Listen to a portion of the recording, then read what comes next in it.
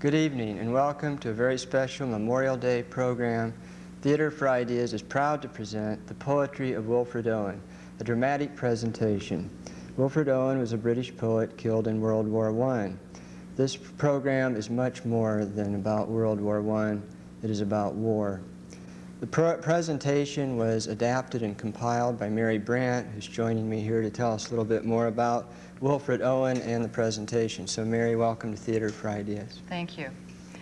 The production was originally presented at Indiana Purdue in order to fulfill the requirements of a graduate oral interpretation class instructed by Dr. Janet Roncelli.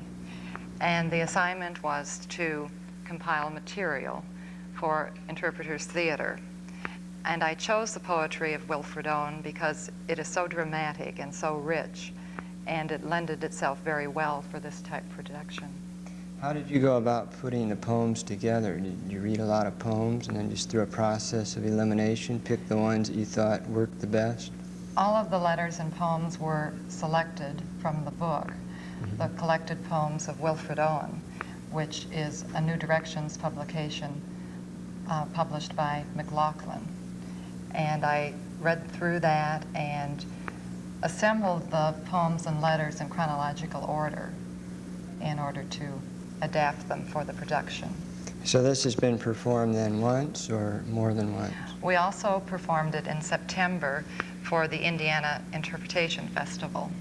So 2 times, and the first time was when? The first one was a year ago, and the last time was in September. Mary, I'd like to thank you for joining us and for making this stunning presentation available to Theater for Ideas. We're very proud to have it.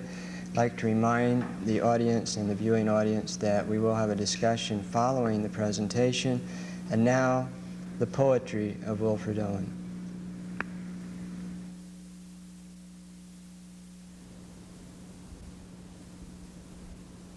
This is not about heroes. English poetry is not yet fit to speak of them.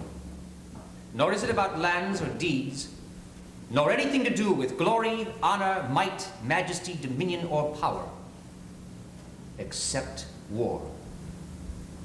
Above all, I am not concerned with poetry. My subject is war, and the pity of war. The poetry is in the pity. For June 1916. I have just received orders to take the train at a top to join the 2nd Manchesters. This is a regular regiment, so I have come off mighty well. It is a huge satisfaction to be going among well-trained troops and genuine, real old officers. There is a fine heroic feeling about being in France, and I am in perfect spirits. A tinge of excitement is about me, but excitement is always necessary to my happiness. Down the close, darkening lanes they sang their way to the siding shed, and lined the train with faces grimly gay. Their breasts were stuck all white with wreath and spray, as men's are, dead. Dull porters watched them, and a casual tramp stood staring hard, sorry to miss them from the upland camp. Then, unmoved, signals nodded, and a lamp winked to the guard. So secretly, like wrongs hushed up, they went. They were not ours. We never heard to which front these were sent. Nor dare if they yet mock what women meant who gave them flowers. So they returned the beatings of great bells and wild trainloads. A few, too few for drums and yells, may creep back silent to still village wells up half-known roads. 4 January 1917. Since I set foot on Calais Quay, I have not had dry feet. No one knew anything about us on this side, and we might have taken weeks to get here, and must have, but for fighting our way here. At the base, as I said, it was not so bad. We were in the camp of Sir Percy Cunningham. After those days, we were let down gently into the real thing, mud. It has penetrated now into that sanctuary, my sleeping bag, and that holy of holies, my pajamas.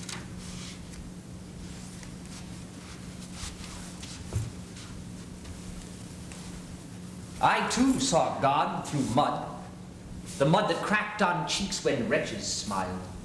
War brought more glory to their eyes than blood, and gave their laughs more glee than shakes a child. Merry it was to laugh there where death becomes absurd, and life absurder. For power was on us, and we slashed bones bare, not to feel sickness or remorse of murder. I too have dropped off fear, behind the barrage, dead as my platoon, and sailed my spirit surging light and clear past the entanglement where hopes lay strewn, and witnessed exultation. Faces that used to curse me scowl for scowl, shine and lift up with passion of oblation, seraphic for an hour, though they were foul. I have made fellowships, untold of happy lovers in old song, for love is not the binding of fair lips with the soft silk of eyes that look and long, by joy whose ribbon slips, but wound with war's hard wire whose stakes are strong, bound in the bandage of the arm that drips, knit in the webbing of the rifle thong. I have perceived much beauty in the hoarse oaths that kept our courage straight, heard music in the silentness of duty, found peace where shell storms spouted reddest spate. And nevertheless, except you share with them in hell, the sorrowful dark of hell, whose world is but the trembling of a flare, in heaven but as a highway for a shell. You shall not hear their mirth. You shall not come to think them well content by any jest of mine. These men are worth your tears. You are not worth their merriment. 7 January 1917. It is afternoon. We had an inspection to make from 9 to 12 this morning. I have wandered into a village cafe where they gave me writing paper. We made a redoubtable march yesterday from the last camp to this. The state of the roads and the awful enormous weight carried was too much for scores of men. Officers also carried full packs, but I had a horse part of the way.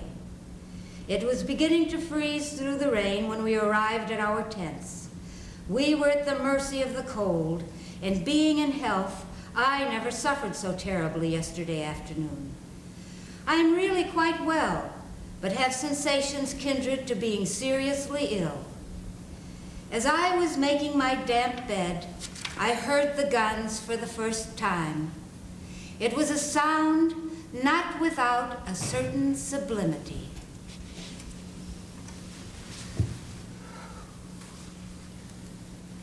Our brains ache in the merciless iced east winds that knife us. Wearied, we keep awake because the night is silent. Low, drooping flares confuse our memory of the salient. Worried by silence, sentries whisper, curious, nervous, but nothing happens. Watching, we hear the mad gusts tugging on the wire, like twitching agonies of men among its brambles.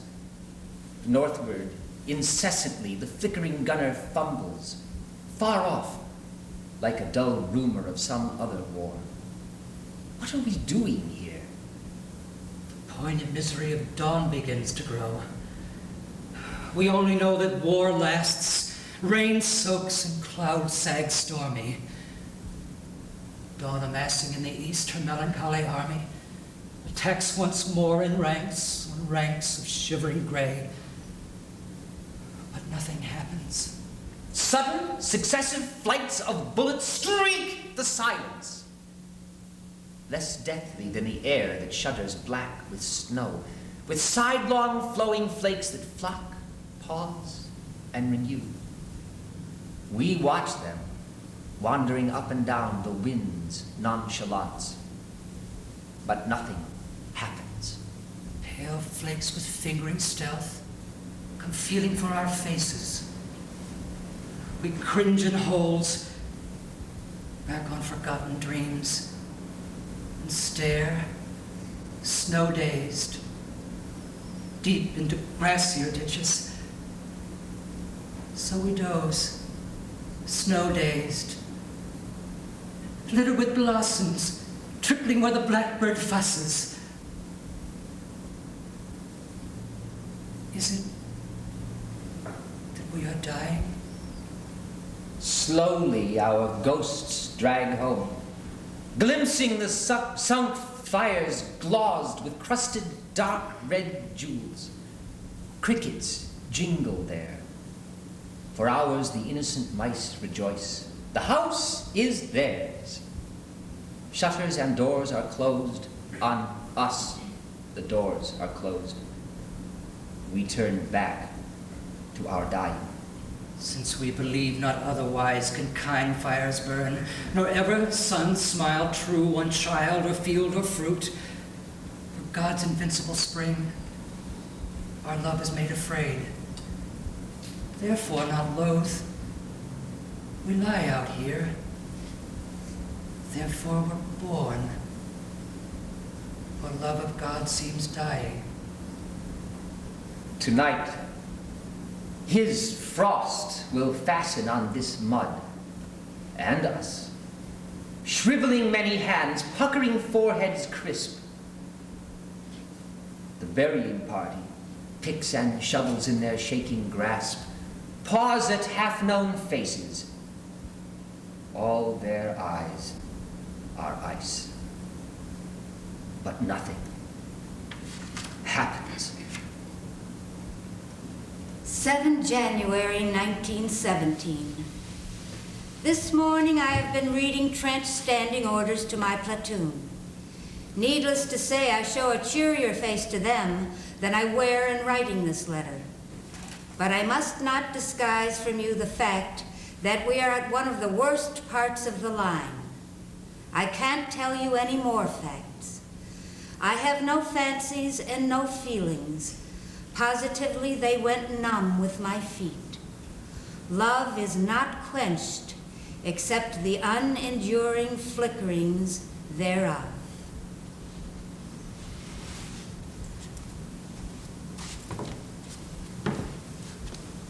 Red lips are not so red as the stained stones kissed by the English dead. Kindness of wooed and wooer seems shame to their love pure. O love, your eyes lose lure when I behold eyes blinded in my stead.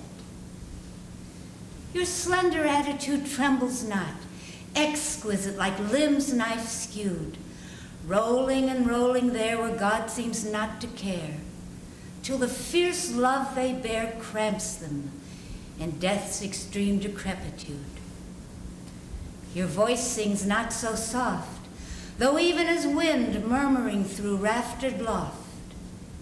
Your dear voice is not dear, gentle, and evening clear as theirs whom none now hear. Now earth has stopped their piteous mouths that coughed.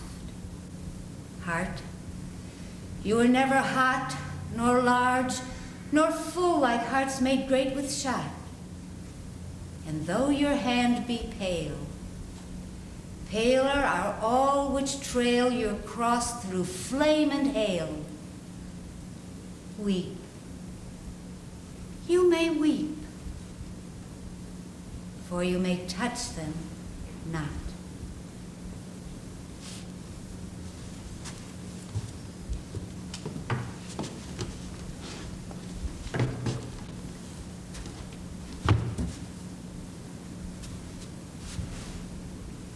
"16 January 1917. I can see no excuse for deceiving you about these last few days. I have suffered seventh hell. We had a march of 3 miles. It was, of course, dark, too dark. And the ground was not mud, not sloppy mud, but an octopus of sucking clay, 2, 3, and 4 feet deep. Relieved by craters of water. Men have been known to drown in them. High explosives were dropping all around, and machine guns spluttered every few minutes. My dugout held 25 men, tightly packed. Water filled it to a depth of 1 or 2 feet, say, leaving 4 feet of air. Those 50 hours were the agony of my happy life.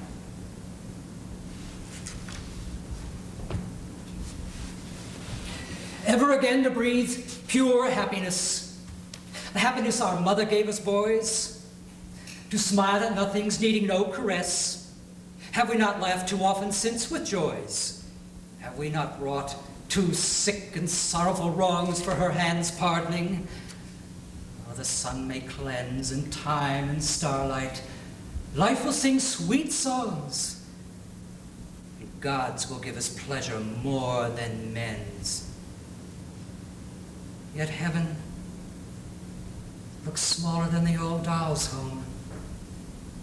No nestling place is left in the bluebell bloom, and the side arms of trees lost their scope. Former happiness is unreturning. Boys' griefs are no more grievous than our longing. Boys have no sadness, sadder than our hope. 14 May 1917.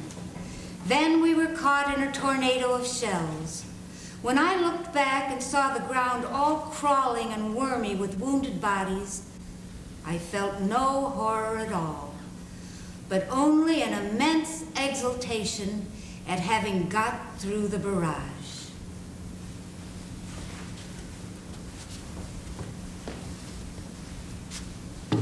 He sat in a wheeled chair waiting for dark and shivered in his ghastly suit of gray, legless, sewn short at elbow. In the park, voices of boys rang saddening like a hymn, voices at play and pleasure after day, till gathering sleep had mothered them from him. About this time, town used to swing so gay, when glow lamps budded in the light blue trees, and girls glanced lovelier as the air grew dim in the old times, before he threw away his knees. Now he will never again feel how slim girls' waists are, or how soft their subtle hands. All of them touch him like some queer disease. There was an artist silly for his face, for it was younger than his youth last year. Now he is old. His back will never brace. He's lost his color very far from here. Poured it down shell holes till the veins ran dry, and half his lifetime lapsed in the hot race, and leap of purple spurted from his thigh. One time he liked a blood smear down his leg, after the matches carried shoulder high. It was after football, when he'd drunk a peg, he thought he'd better join. He wonders why. Someone had said he'd look a god in kilts. That's why. And maybe, too, to please his Meg. Aye, that was it. To please the giddy jilts he asked to join. He didn't have to beg. Smiling, they wrote his lie, aged 19 years. Germans he scarcely thought of. All their guilts and Austrias did not move him, and no fear of fears came yet. He thought of jeweled hilts for daggers and plaid socks, of smart salutes, of care of arms and leave and pay arrears, esprit de corps and hits for young recruits, and soon he was drafted out with drums and cheers. Some cheered him home, but not as crowds cheer goal. Only a solemn man who brought him fruits thanked him, and then inquired about his soul. Now he will spend a few sick years in institutes, and do what things the rules consider wise, and take whatever pity they may dole. Tonight he noticed how the women's faces passed from him to the strong men that were home. How cold and late it is. Why don't they come and put him into bed? Why don't they come?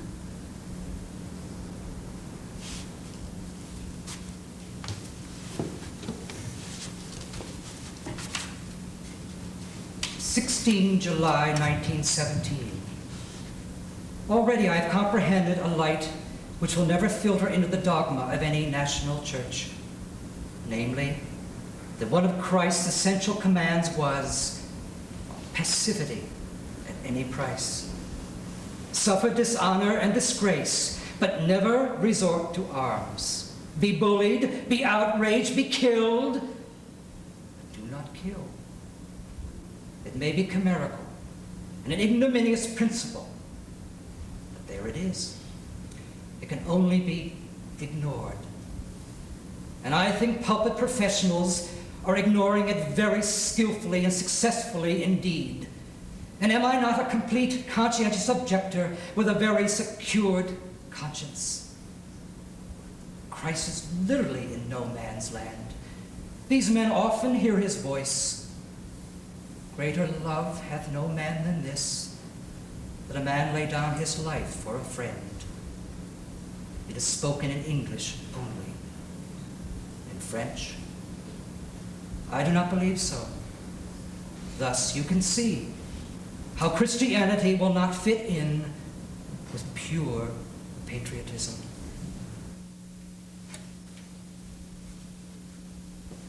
One ever hangs where shelled roads part. In this war, he too lost a limb. But his disciples hide apart, and now the soldiers bear with him. Near Golgotha strolls many a priest, and on their faces there is pride that they were flesh-marked by the beast, by whom the gentle Christ's denied. The scribes on all the people shove and brawl allegiance to the state. But they who love the greater love lay down their life. They do not hate. So the Church Christ was hid and buried under its rubbish and its rubble. In cellars, packed up saints lie serried, well out of hearing of our trouble. One virgin, still immaculate, smiles forth for war to smile upon her. She's haloed with an old tin hat, but a piece of hell will batter her. 15 September 1917. I feel my own life all the more precious and more dear in the presence of the deflowering of Europe.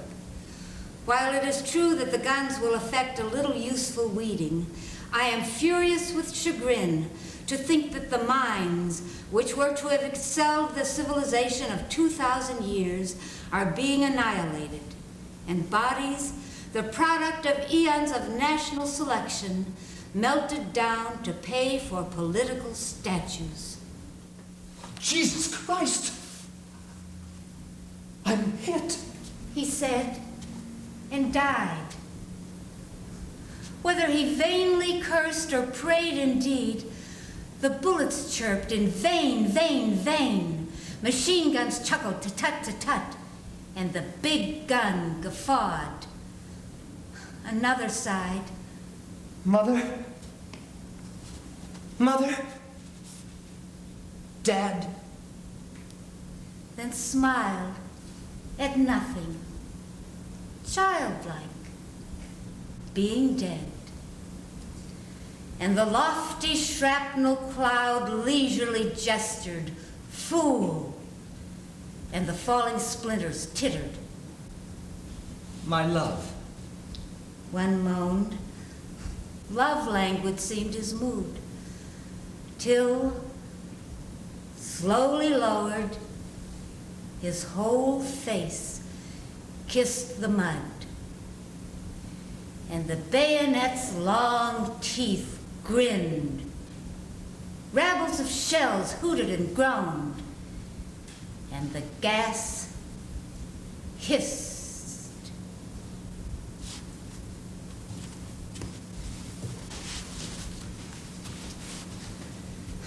31 December 1917. And so I have come to the true measure of man. I am not dissatisfied with my years. Everything has been done in bouts. Bouts of awful labor at Shrewsbury and Bordeaux. Bouts of amazing pleasure in the Pyrenees and play at Craglockhart. Bouts of religion at Dunsdon. Bouts of horrible danger on the Somme. Bouts of poetry always, of your affection always, of sympathy for the oppressed always. I go out of this year a poet, my dear mother, as which I did not enter it. I am held peer by the Georgians. I am a poet's poet. I am started. The tugs have left me. I feel the great swelling of the open sea taking my galleon. Last year at this time, it is just midnight, and now is the intolerable instant of change. Last year, I lay awake in a windy tent in the middle of a vast, dreadful encampment. It seemed neither France nor England, but a kind of paddock where the beasts are kept a few days before the shambles. I heard the reveling of the Scotch troops, who are now dead, and who knew they would be dead. I thought of this present night, and whether I should indeed, whether we should indeed, whether you would indeed. But I thought neither long nor deeply, for I am a master of elision. But chiefly I thought of the very strange look on all the faces in that camp, an incomprehensible look, which a man will never see in England, though wars should be in England, nor can it be seen in any battle, but only in Etaples.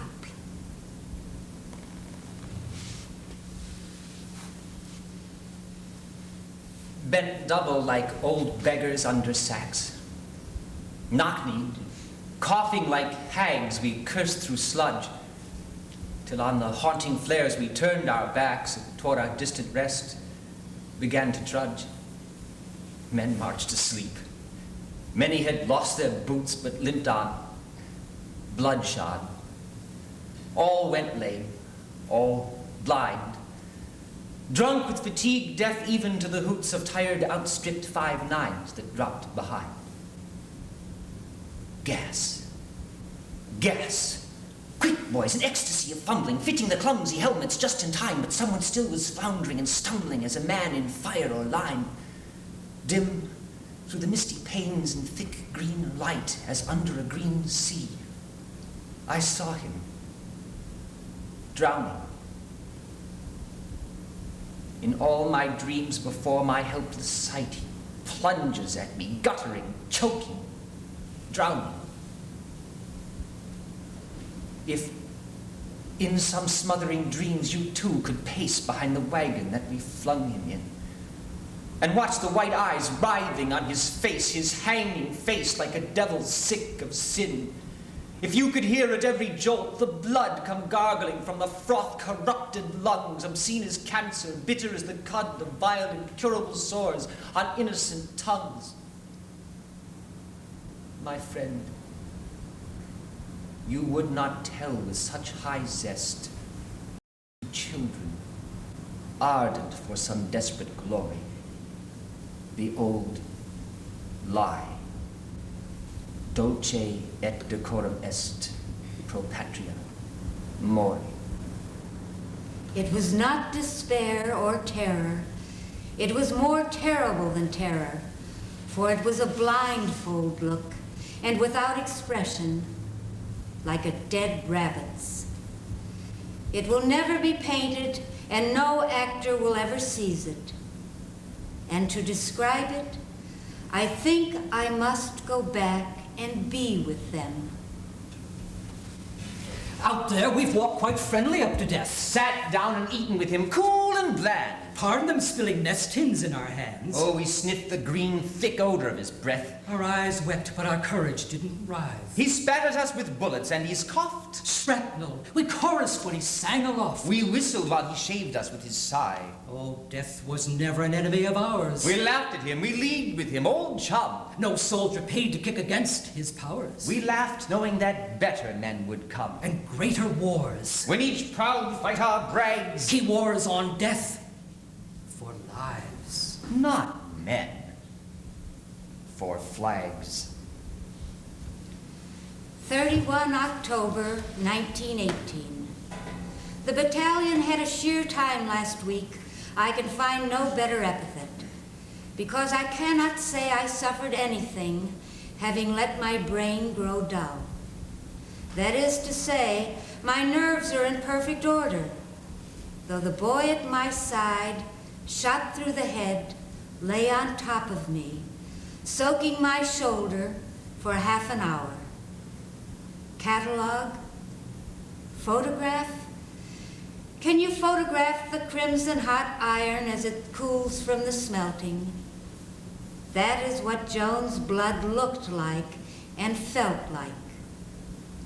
My senses are charred. I came out in order to help these boys. 4 November 1918. Wilfred Owen died in combat. 11 November 1918. World War I came to an end. Move him into the sun.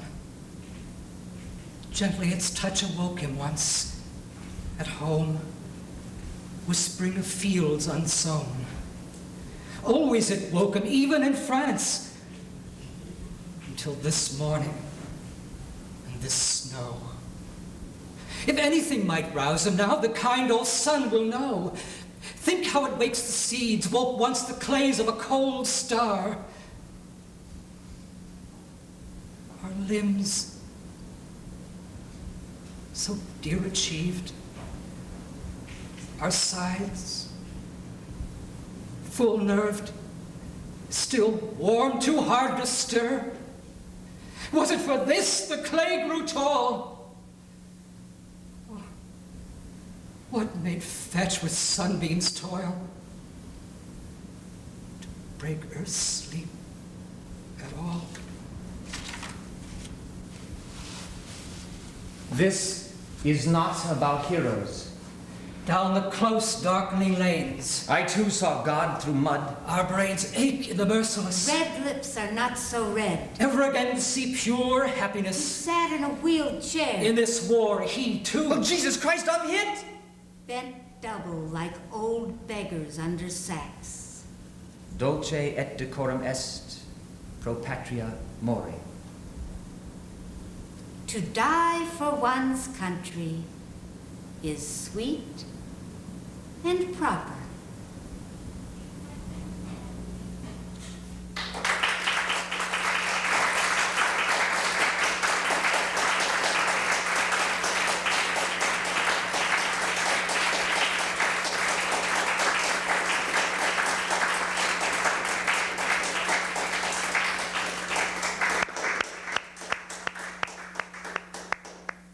The Poetry of Wilfred Owen with Jean Hansen Cox, Dana Charette, and Harvey Cox. Stunning. Thank you so much. We will now have a discussion, and it will be led by Mike Lewis. Mike has been on a Theater for Idea panel. He has the honor of being the first repeater of our new series, and Dana Charette from the cast. Dana, welcome to our discussion, and Mike. Thank you. Mike, you also, of course, were a veteran in the Vietnam War. I'd like to begin by saying that in addition to being a soldier, you also are a very accomplished and talented poet, and we read and used some of your poetry on our other show about the Vietnam vets. I'd like to begin by asking you how you got from there, from a soldier to a poet. What happened? What was that transition? I think probably the experience of the war itself brought the poetry out in myself. I think this is also an indicator at this time in our society right now where the numbers of Vietnam vets who are, shall we say, haunted by the ghost of the war are using not necessarily poetry, but art as a form to exorcise this ghost. It's working for me, and it is working for other people. And I think perhaps all things considered that the intensity of the war experience is the thing that has triggered the poet in myself, so to speak. Well, I know that quite a few of the members, or at least the men who go to the Vet Center, are poets or writing novels. I know you're writing a novel now. Yes, this is so. We mentioned at the beginning of the program that this is not, of course, a presentation about World War I, World War II, the Vietnam conflict. It is about war.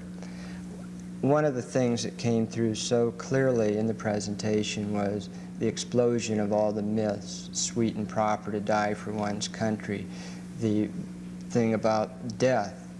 Were you aware of these things when you went into battle, or at least when you were first going into the Vietnam War?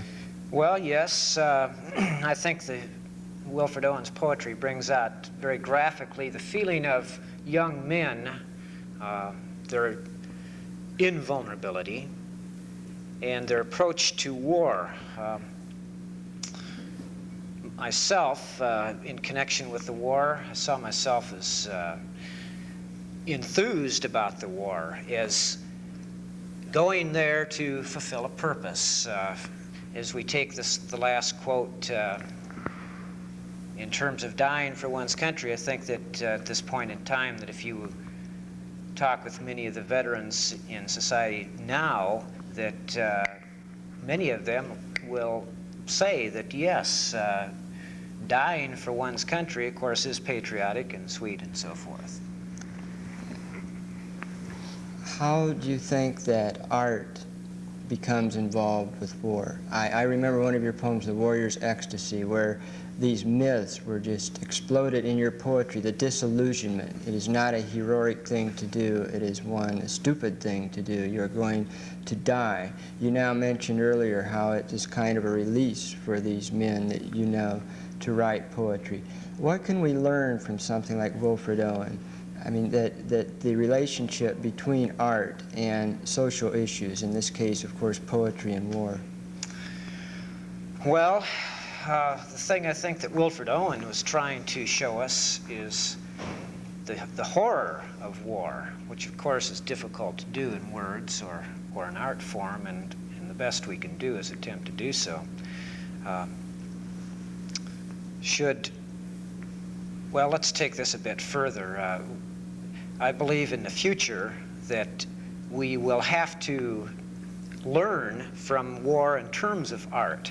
I think that our society today is so calloused in terms of the hard life we live, the trauma of the last war that we were in, that somehow we're going to have to convey to the coming generations, the coming generation in particular, who is going to be responsible for the country, somehow this youth is going to have to be shown the trauma and the things that can happen from war, how it, of course, will upset the country, and the personal trauma that's involved. Art may be one of the last vectors of information transfer that we have.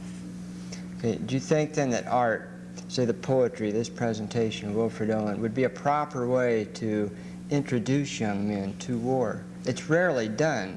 I mean, And I guess that's the point we're getting at. Dana, feel free to join in here. I feel a very strong sense of urgency of wars with a cute little phrase, conventional weapons. And we accept that as a cute little phrase these days, conventional weapons. That's cute. We can still kill millions of people with conventional weapons. But for war with conventional weapons to do that and kill lots of folk, and it is murder, let's face it, you know. You have to get a lot of people involved. You have to have a population willing to wage war. Unfortunately, we have other weapons other than conventional weapons. And instead of getting a large mass of people, a vast majority to say, all right, let's go do this thing, we now have the control of war with nuclear weapons in the hands of a very few people. So I feel a very strong urgency about that. Mike, when you were following up on what Dana is saying about the conventional weapons, the horror war that we're to the point where we can blow ourselves up, when you were in Vietnam, were you writing poetry then? Was this something that you started experiencing during the war, or was it something you got back to the States and you thought, my God, what was that I was doing? What was I involved in over there? Well, it happens both ways, at least with myself. In a traumatic situation, a life or death situation where your whole being is heightened to almost its ultimate, your reactions, the whole thing. I would liken that situation to many artistic, creative endeavors within myself.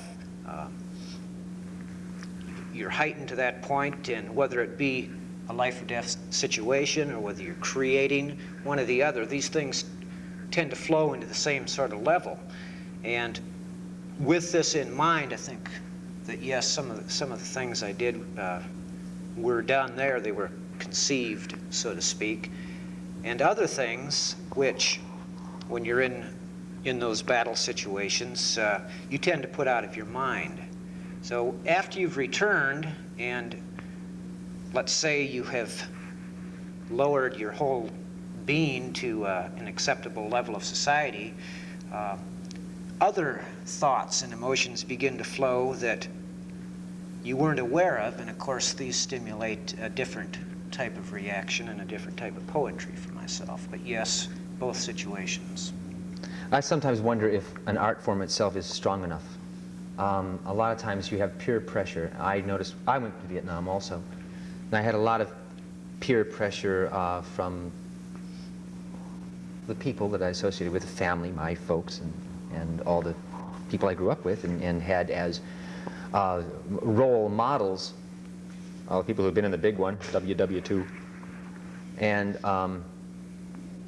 there was a sense of, well, this is a good thing to do. You know, of course, it's a nasty war, but this is something that our country is asking of us. And I also wanted the GI Bill, so I was pretty well into that too. We all sell ourselves for something somewhere, I guess. What do you hope comes from a performance like this, Dana? Well, see, my brother and sister-in-law introduced me to Wilfred Owen before I was ever in the service, and I took a copy of Wilfred Owen's collected poems with me over there. And I had thought of myself as somewhat of a poet too at one time, and I just had no tongue when it came to writing some of the things down. And I don't know, I guess it was that how profoundly well done I think Wilfred Owen's poetry is. And it's in a class totally by itself, and I felt very inadequate to even try to attempt writing anything about it. After coming back from overseas, I helped form a couple of theater troupes, and we did anti-war poetry and joined the anti-war movement and got very much involved in that. But I'd like to remind the audience, if you'd like to contribute an idea to the discussion, we'd be more than happy to hear it. Mike, following up again on what you've been saying, do you think that war itself is some kind of release for young men? Very definitely, especially with Americans. We've been brought up, of course, with the John Wayne image, and we're going through a situation now in our society where that image is incapable of being fulfilled since we have no draft or have no hot war, so to speak. And this will have implications in the future with essentially the next generation of, as we see it, castrated men. What then can, going back to the original question, what can art do about this, if anything? Dana, you mentioned that you had the poetry of Wilfred Owen right there in Vietnam with you. If we were to present this kind of presentation, a very stunning enactment of the horrors of war, do you think that that would have any effect on these men that you're talking about wanting to get this John Wayne image and be a man through battle and war? Well, I think that it's certainly worth a try. I think we're going to have to do something. It's a bit hard to gauge the nation's mental state at this time, but without a doubt, art is going to play a part in the future, especially with the outpouring of the artistic endeavors of the current group of veterans, the Vietnam veterans. Well, I know that there's much talk these days about the Vietnam Vet Centers, about whether they should be funded, funding being cut back, the need for Vietnam veterans to get together to understand what they did. If this presentation were to be performed, would it be beneficial to veterans who are trying to come to grips with themselves? In other words, what way can art, in a practical, very positive sense, affect our decisions and the way we think about each other and ourselves? Well, yes, I think that a performance of this magnitude and power would be quite effective in terms of vets. I also think that were performances like this introduced, say, into the school systems, where there was a good exposure to these sort of things, that yes, it would help the upcoming group of leaders, so to speak, to understand things a little bit better. It would be difficult, as perceiving any war experience always is, but nonetheless, I think that we have the obligation there. Well, I ask that because the conventional way of dealing with these kinds of problems is through workshops and seminars and things like that. And I was just wondering if it might not be effective to use some poetry like this from time to time in actual group settings. I know, are you not a master degree in psychology, is that correct? From that perspective, do you think it would be helpful? Well, yes, I do. In the groups, the problem, of course, with Vietnam vets as a group is the fact they don't trust anybody. And not to get off on the Vietnam War, but the percentage of veterans that you see on going to the vet centers is very small compared to the overall group of veterans that have the problem with the ghost of the war. But yes, there's no doubt that artistic performances will help. You mentioned the peer pressure. We saw in the 60s, and I know you were very active in the 60s with the street theater that you mentioned, we saw the way that art was used to really become a hymn to our youth through the music of Bob Dylan, Peter, Paul, and Mary, other people, but particularly Bob Dylan. That music, I think, kind of united a whole feeling and gave voice to this whole anti-war movement. And I think it had a profound effect on this country. And in that respect, I think it's been documented that art can move people to a different direction.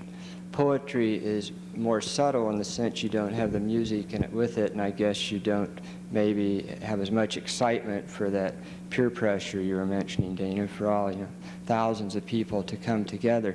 Nonetheless, I found this performance so stunning that I would find it difficult to believe that somebody could see that and still think of war in the same way that they did before they saw it.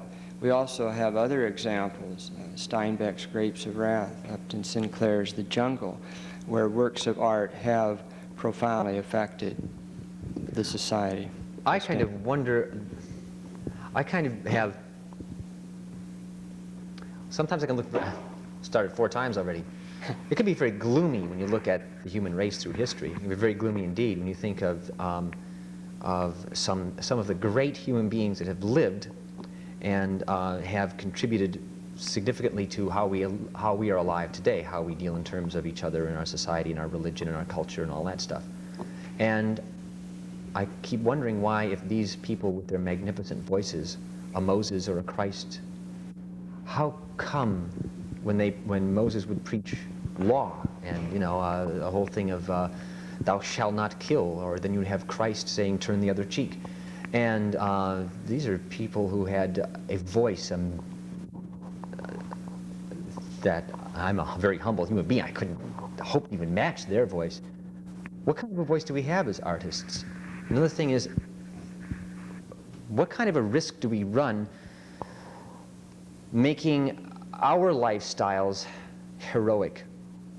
In other words, oh, I see. War is a good thing if you go to it and come back and are against it. Mm-hmm. And that's, it can get very complicated and very complex how someone is going to perceive the Wilfred Owen poetry. Wilfred Owen himself, and there's a biography on Wilfred Owen, several of them. He had a chance not to go back to the front. He had been wounded and had been sent back to England, and he had a chance not to go back to the front. Part of one of the letters says something about, I must go back and be with them. A fellow poet and friend, Siegfried Sasson, who was also an anti-war poet, told Wilfred, he said, if you want to really be the effective voice of this thing, you'll have to go back. And so Wilfred Owen did, and I don't know if we went too fast with it, but he was killed the 4th of November, 1918, and the 11th of November, 1918. 7 days later, the war ended. And how was it that he came to be involved in the war? Just by no choice? He was drafted, or did he feel this was something he had to do? From what I recall in a biography, he joined, but it probably would have been a matter of time before he was drafted anyway. The war had been going on for about a year and a half, and he joined, as a matter of fact, the Artists' Rifles. How apropos. We just have a few moments left. Mike, is there anything you'd like to say in wrapping up? Well, I would encourage the audience here to, of course, visit the Vet Center and find out what's going on with the current group of veterans and their artwork, and of course encourage artwork in terms of relating war to our current life, and think that having a look at the East with the oil situation, Ireland, the whole thing, that this simply is something we cannot avoid any further. We have to deal with war. I want to say something real quick about all this, and it's like I remember very vividly. I was in college when President Kennedy was assassinated, and I remember just how wretchedly horrible that event was. I was in Vietnam when Martin Luther King Jr. and Robert Kennedy were both assassinated. And then we have attempts on President Ford when he was president. We have, in most recent past, something we all are very aware of. Our current president was wounded, and we have a pope who has been wounded on this earth. It's got to stop. Just must stop. We have this whole bang bang shoot 'em up business is baloney. It's got to stop. It's got to stop now. It's suicide. Mike, where do you hope to go with your art? What would you hope that your novel that you're writing does for us? Well, it carries a message, the horrors of war, particularly bringing home the war. It's been traumatic for me, those around me, and I hope that my efforts will enlighten the public, so to speak. That is my basic desire with the book. Thank you. Mike Lewis, poet, novelist, former soldier in Vietnam, and Dana Charette, actor and former soldier in Vietnam. Thank you both so much for joining us for our discussion. Dana, thank you again for being part of that stunning presentation. And What can you say after a presentation like that except to ask the question, is the pen mightier than the sword? And hope that we can all work together to make that answer a resounding yes. From the Allen County Public Library, thank you all. I'm Terry Doran. Good night.